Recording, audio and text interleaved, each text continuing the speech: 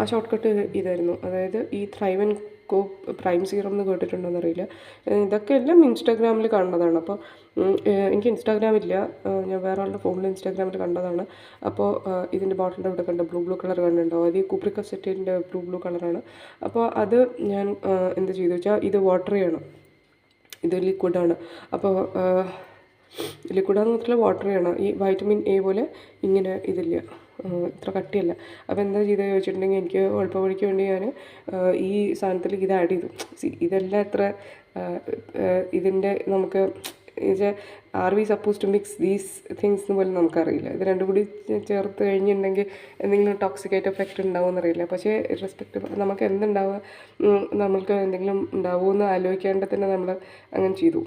ഇത് നമ്മൾ മിക്സ് ചെയ്തു, ഞാൻ ചെയ്തു ഏകദേശം 1.5 ആഴ്ച അങ്ങനെയും ചെയ്തു. അപ്പോൾ എന്തുണ്ടായിച്ചാൽ വലിയ വ്യത്യാസങ്ങളും അപ്പോഴും ഉണ്ടായില്ല.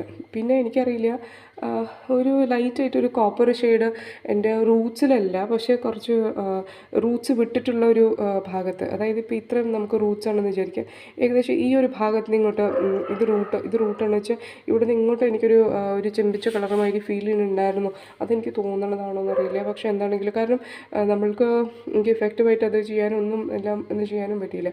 അപ്പോൾ ഇങ്ങനെയാണ് ഞാൻ ഷോർട്ട് കട്ട് കണ്ടുപിടിച്ചത്. ഇത് ഇതിനെക്കാട്ടിലും ഭേദമാണ്. കാരണം ഇത് രണ്ടും കൂടെ ആഡ് ചെയ്യുന്ന സമയത്ത് നമുക്ക് വല്ലാത്ത ഒരു എനിക്ക് ഭയങ്കര സ്ട്രെസ്ഫുള്ളായിരുന്നു. അപ്പോൾ അങ്ങനെ ഞാൻ ഇത് രണ്ടും കൂടി ചെയ്തു. കാരണം ഇതെന്തായാലും ആൻറ്റി ഗ്രേയിങ് ആണ് ഈ സാധനം. അപ്പോൾ അങ്ങനെയാണ് അവർ പ്രൊഡക്റ്റ് ഇത് ചെയ്യുന്നത്.